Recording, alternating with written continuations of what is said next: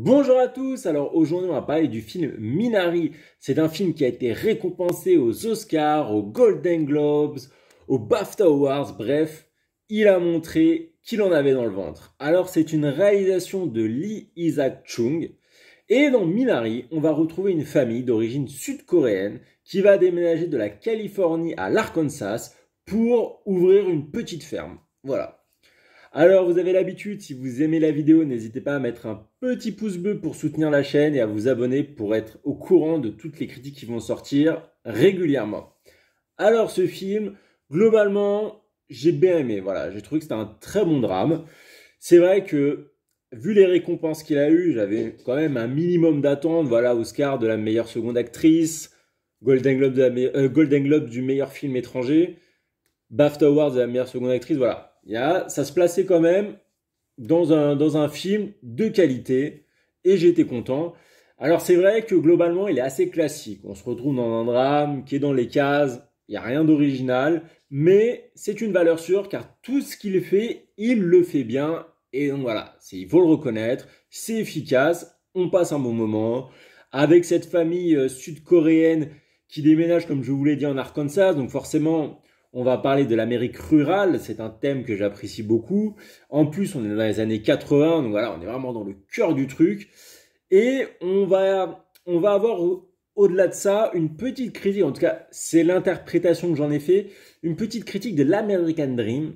Parce que voilà, justement, le père veut ouvrir sa ferme, veut gagner l'argent par son propre labeur et non être un employé.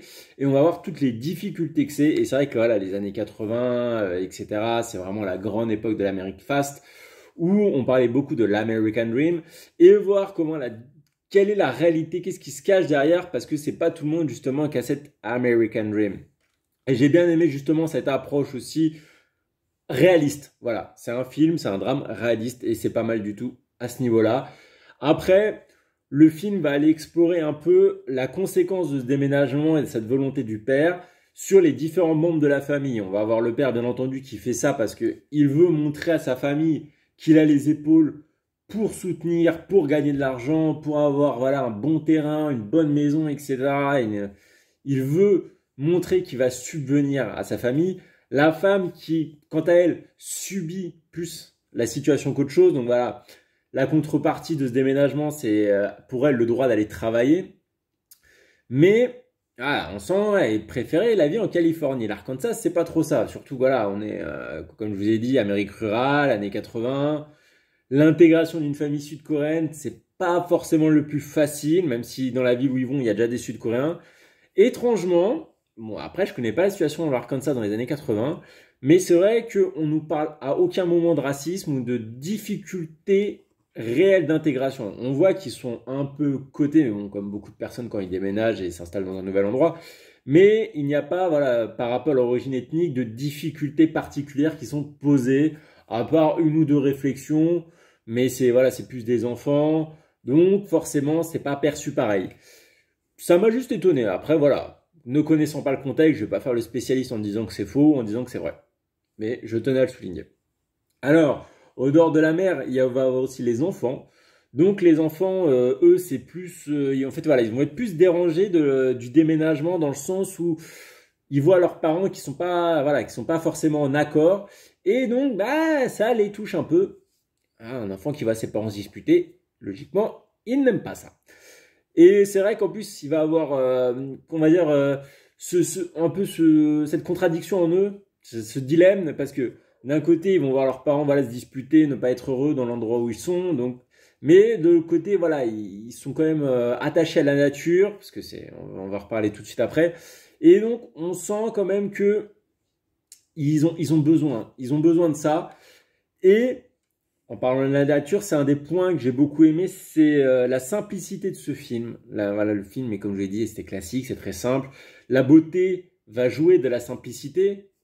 Donc voilà, le fait que les émotions se passent facilement, il n'y a pas de choses compliquées à comprendre. Voilà, c'est de l'humain, c'est du naturel, et qui dit naturel dit on joue avec la nature. Voilà, c'est là où je voulais en venir par rapport aux enfants aussi. Parce que les enfants vont être un peu en osmose, en tout cas surtout le fils, le petit-fils, parce que la fille, on va beaucoup moins la suivre, elle va vraiment être très secondaire dans le film. On va surtout être... Le film va beaucoup être accentué sur le père, sur le fils, une petite échelle en dessous sur la femme et la grand-mère. La grand-mère, j'en parle juste après tout de suite.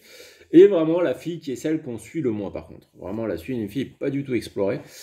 Et donc, comme je vous l'ai dit, il y a un vrai rapport avec la nature. Le père qui cultive cette terre, qui veut la rendre fertile. Le fils qui s'épanouit véritablement dans la nature avec sa grand-mère à travers une plante qui font pousser le minari, d'où son titre du film. Et voilà, j'ai bien aimé un petit sentiment de plénitude, d'épanouissement qui est assez agréable à regarder, même si c'est un drame et que les événements sont pas toujours faciles. Il y a toujours cette, on va dire, cette option, ce clivage de la nature qui, pour ma part, m'a bien plu. Alors ensuite, parlons des acteurs. Enfin non. Excusez-moi, je voulais vous parler de la grand-mère avant de vous parler des acteurs, et ça fera un enchaînement logique, vous comprendrez.